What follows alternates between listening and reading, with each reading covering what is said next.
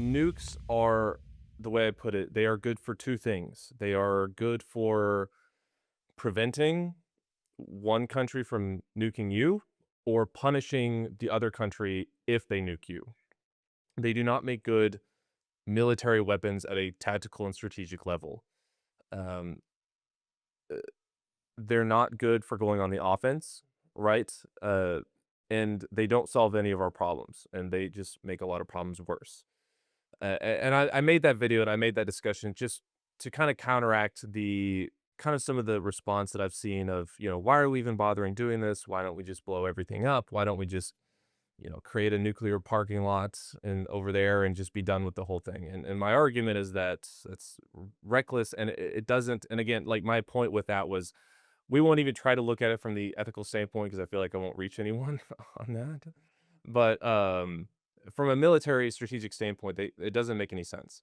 The international fallout, no pun intended, from that would be so devastating. It would change American history essentially forever.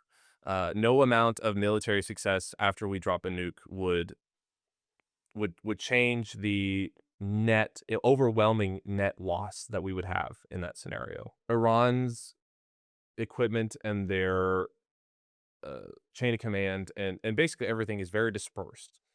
They operate in a very dispersed way, both at a symbolic administrative level and also in a literal physical. Their stuff is spread out and hidden way. And so, the way I describe it is that if you nuke an area, right, it's not a better way of destroying. It's not going to more effectively destroy whatever it is we're trying to destroy. It's going to be very effective at just destroying the stuff around the unrelated stuff around the things we're trying to destroy. It would essentially shut down the Strait of Hormuz indefinitely, and by indefinitely I mean decades, right? Because absolutely no private enterprise is going to be utilizing a region of the world that happens to have mushroom clouds historically rising over it. It's not even from a nuclear fallout section, this, that, or the other. And I think also people get the idea that there's a few ways of looking at it.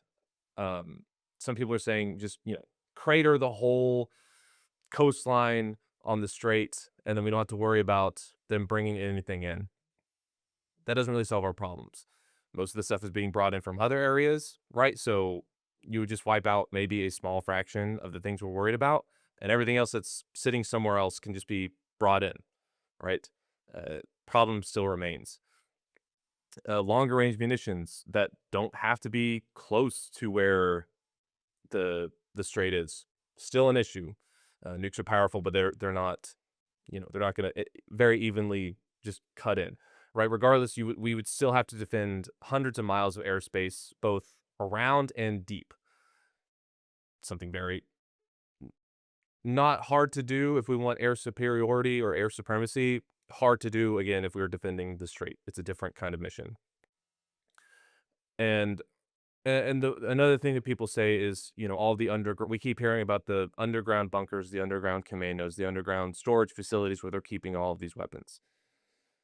Nukes don't do well hitting deep underground targets hidden in hard rock mountains. That's why everyone, including the United States, puts all of their very important command and control, logistics, missile hub things in the ground or in the side of a mountain, right? You look at the Cheyenne Mountain Complex here in the United States, it's one of our most important strategic headquarters deep in a mountain, specifically so that it can survive a nuke.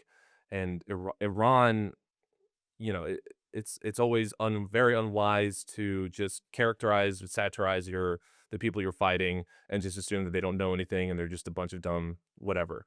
It's the classic, you never underestimate your enemy, right? They know how to adapt. They have adapted. We hit them at the 12-day war at Operation Midnight Hammer, right? They saw our capabilities with our large or massive ordnance penetrators, the MOPS, right? The big bombs that go really deep in the ground, they explode, they collapse things, right? They saw that, they're like, all right, how do we adapt?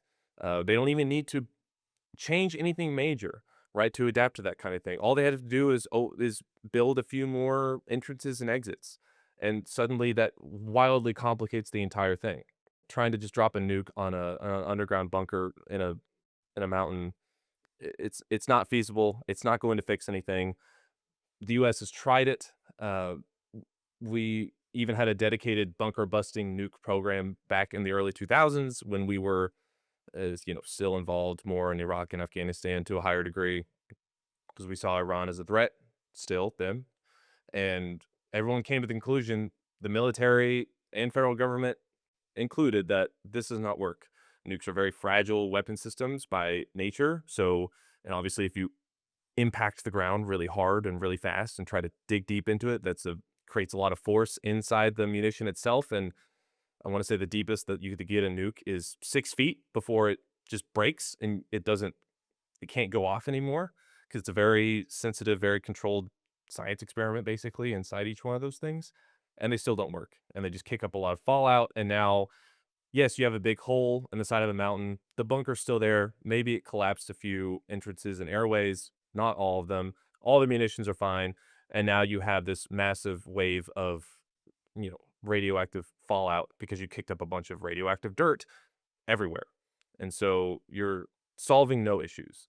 And that's kind of one of those things I mentioned earlier, that there's a lot more nuance. Things are a lot more boring than people might imagine, but if we want to just if the United States wants to just keep hitting Iran with conventional munitions, it can, right? It literally can. No one, we could drop more explosives, conventional explosives on that country than would equal one or two nukes. We might even be closing in on that point after 2 months now. And that's instant. It's way more effective than any other kind of nuclear escalation that would also just change history for the worse, achieve zero military objectives, and and basically put the whole world behind Iran at that point if we pulled something like that.